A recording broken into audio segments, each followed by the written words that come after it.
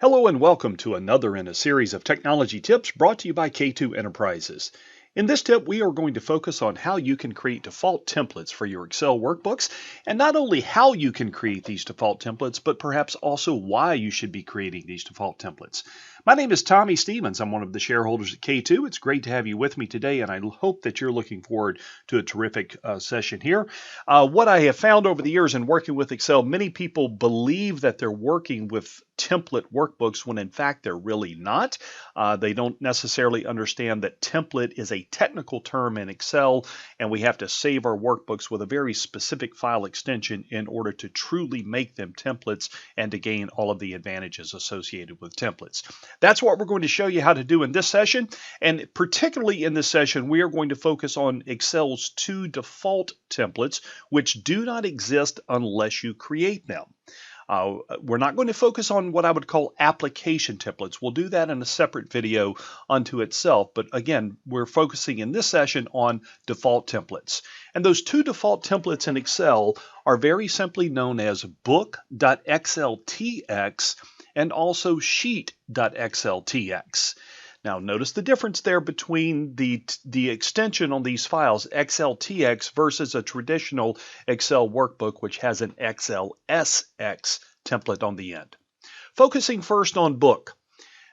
The book template controls how future blank workbooks will appear.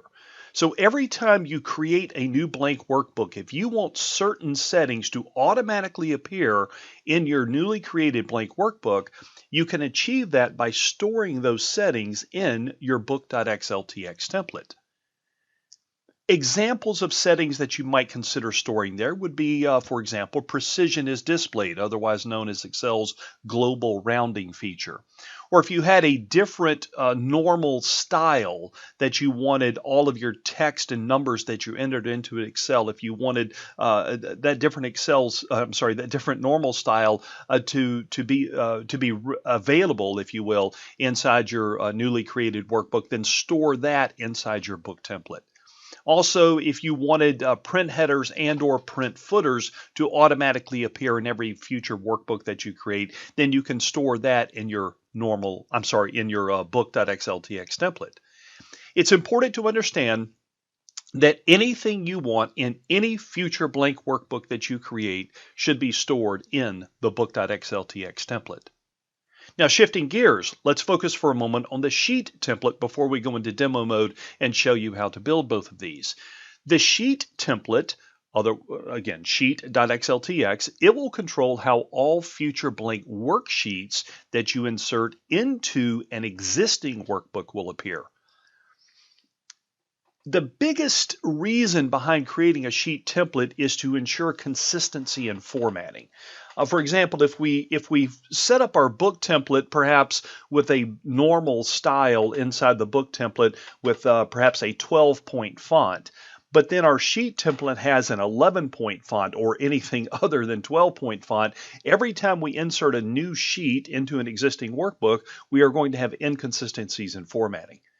So really, in most cases, we're going to utilize the sheet template to ensure that we have consistency in formatting between the book and the sheet templates. With that said, let's jump into demo mode and show you how you create both of these template files. As you can see, I've toggled into Excel, and it's important to note before we go any further that this is a very traditional feature, if you will, inside Excel. That is to say, even though I'm demonstrating out of the September 2019 release of Excel, this feature has been available in Excel literally for as long as I can remember. So I don't want you to view this as being something new inside Excel. Let's focus first on our book template. Now again, in the book template, we're going to want settings that we want to appear in all future blank workbooks. For example, notice down in the lower left-hand corner of my workbook, I've actually added a fourth worksheet tab there. Generally speaking, when you, in the absence of a book template, you get 3 worksheet tabs. Well, I've added a 4th tab here.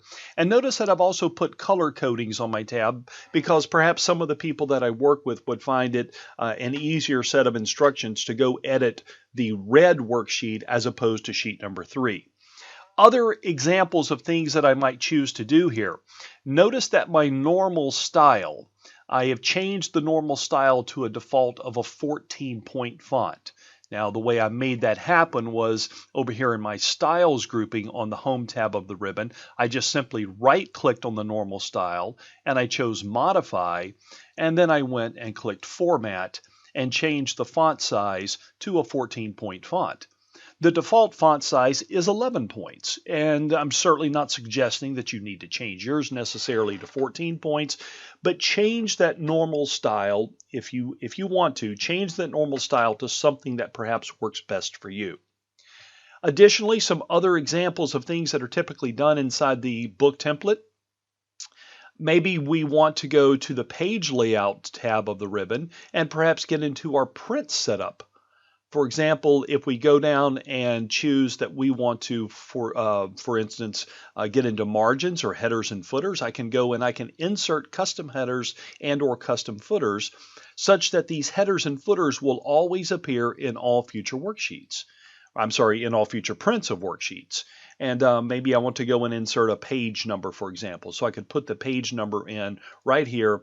And then when I save this workbook as my book template, that print header, print footer will be saved with it. One final example of something that you might want to do, and this is by no means necessarily the only things that you would do. These are just common illustrations of features that many individuals tend to save inside their book templates. If I click on the File tab of the ribbon and go all the way down in the lower left-hand corner to Options, and then go into my Advanced Options and scroll down about 3/4 of the way down the page, notice you will see that I have this option that says Set Precision is Displayed. I actually already have that enabled. That is enabled in my book template. Now, not to get into an elongated discussion of precision is displayed, but this is Excel's global rounding template, or I'm sorry, global rounding feature.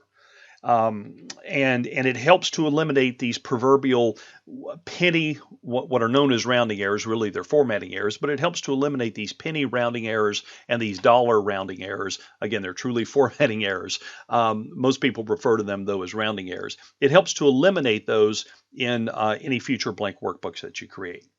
So, long story short, with respect to your book template, go in and turn on and turn off and customize your workbook to look the way you want all future workbooks to look.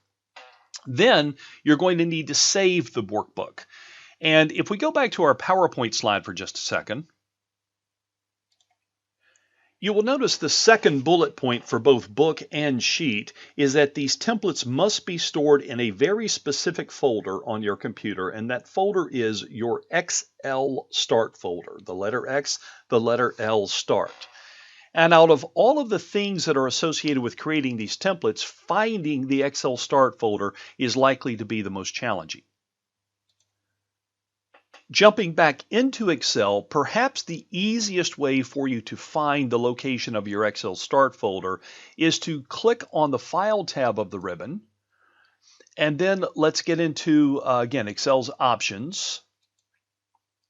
And under Excel's Options, let's go to something called the Trust Center. And from the Trust Center, let's go to Trust Center Settings. And then finally, under Trust Center Settings, let's go to Trusted Locations. And here we can actually see two different Excel Start folders on my computer. Now, the one that I am looking for, and the one that you will be looking for, I'll widen this out so we can see a little bit better, is the one that has our name associated with it. So in my case, C:users, Tommy, app data, roaming, Microsoft Excel, Excel Start, the one that's currently highlighted, that is the location of my Excel Start folder. And what I will need to do, now that I know where that location is basically perform a File Save As command. So it's File Save As. And then I'll click Browse. Having clicked Browse, let's move this window into the middle of the screen where it's easier for everyone to see. And now in the Save As dialog box, I need to make just a couple of quick adjustments before I save this document. Number one, I'm going to change the Save As type away from an Excel workbook and instead into an Excel template. And notice that template gives me the default extension of .xltx, not .xlsx. The tx, of course, means that this is a template file as opposed to a more traditional or ordinary Excel workbook. Secondly, I'm changing the file name to book, not Tommy, not Tommy's workbook, not my workbook, but just plain and simple, it must be called book. And then finally, I'm going to go and navigate to where my Excel start folder is. So in my case, it's going to be under C:\users, Tommy, app data, roaming, and then we'll scroll down until we get to a Microsoft folder, which is right there. And then under the Microsoft folder, I will click on Excel. And finally, at the very bottom of this list, I can see my Excel start folder. I'll click Open and then go ahead and click Save, and that will save that book template in my Excel start folder. Now, I'm actually not going to perform that step because, as you can see, I already have my book template saved there, and I certainly don't want to overwrite the one that I presently have. Once I've done that, then every time I open Excel and I'm presented with a blank workbook such as this one, all of the settings for that blank workbook will be inherited from the book.xltx template. Additionally, every time I create a new blank workbook by using a Control+N keyboard shortcut, as I just did, that new workbook and all of the settings associated with that new workbook are controlled, are controlled or inherited from the book.xltx template. However, if I just create a new blank workbook by clicking File and New, then these settings are not brought in from the book.xltx template. So again, your book.xltx template will create or establish the settings if your workbook is created using a Control+N keyboard shortcut or if you're opening Excel for the first time. Now, once you create your book.xltx template, then simply go in and delete all but one of the worksheets from an existing workbook built on the book.xltx template, as I'm doing now, and then turn around and save this workbook as sheet.xltx using the same procedure that I mentioned a moment ago. File, let's go in and perform a save as. We'll go ahead and we'll browse.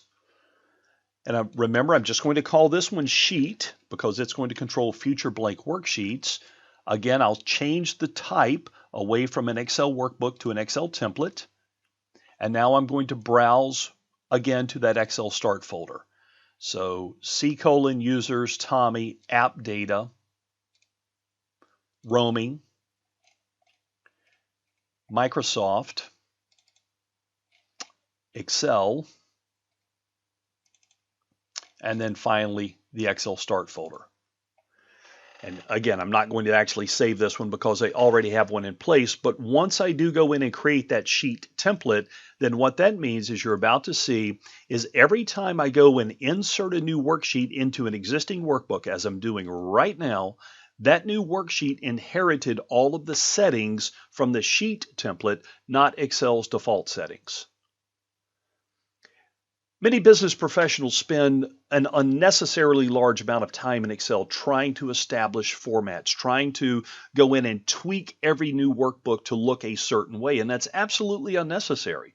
If we'll just spend a few moments creating our book and creating our sheet templates, then we won't have to worry about that ever again.